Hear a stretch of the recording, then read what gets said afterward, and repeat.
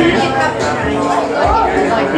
because growth led with the knee as well, I'd just love to see Brisbane taking on Parramatta without Payne and bloody Eric Grove. It wasn't going to try, but he missed the first kick. But they got a second. Congratulations! Yeah. I have to bear with me through my 8-page speech. Get a drink or lollies or something. Well, in preparing for our wedding, I came across many weird and wonderful things and was given lots of great advice along the way by many people. One piece of advice that has stuck out in my mind and which I have to share with you came from the 1950s Guide to Being a Good Housewife. Let me read. Don't ask him questions about his actions or question his judgment or integrity. Remember, he is the master of the house and as such will always exercise his will with fairness and truthfulness. You have no right to question him. A good wife always knows her place. Let me continue. A good housewife should prepare herself.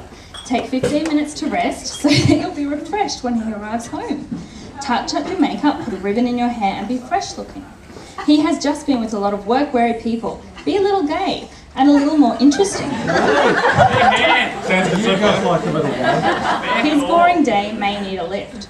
Well, how times have changed, Josh. I know we just said our vows and it's a little bit too late to back out now, and I'm sure it comes as no surprise, but I can't promise very much from the 1950s Guide to Being a Good Housewife. What I can promise you though is that our lives together will be full with family and friends coming and going from our home. I can promise our home will look like a bomb has hit most of the time, but it will always be full of love, kindness, laughter and happiness. Our home will always be full of opinions, honesty and good debate. As for makeup and freshening up before you arrive home, well, if I get home before you, I'll probably be busy washing, ironing, cleaning, cooking, so I doubt there'll be much time for makeup. So let's face it, today's the best I'm going to look.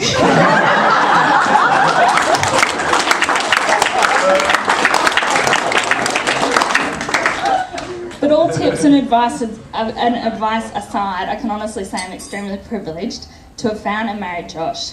We've had a hell of a lot of fun together over 8 years. We've travelled the world together, seen each other through good and bad times, and only come out stronger. You are the most patient, kind and gentle man I have ever known. And even after 8 years, which we celebrate today, I know I learn a little bit more about life every day from you. Because of you, I am learning to be more accepting of people, would you believe it? To not aggravate every situation that I encounter, and to shut my mouth every now and then. While I can't promise you much from the 1950s Guide, I can't wait to spend the rest of my life with you.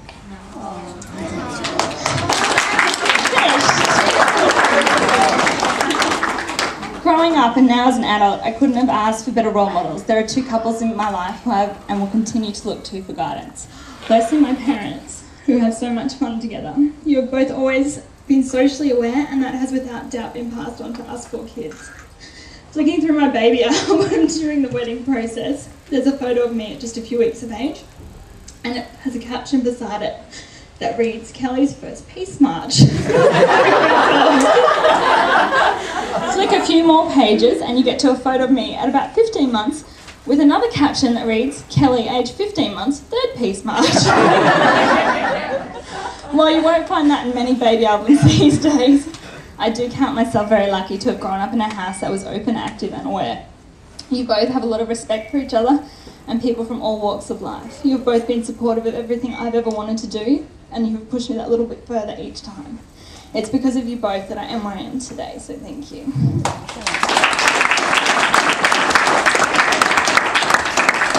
The other couple that both Josh and I hold in very high esteem is my grandparents. The past few years they have seen their fair share of hurdles, but have faced them head on together.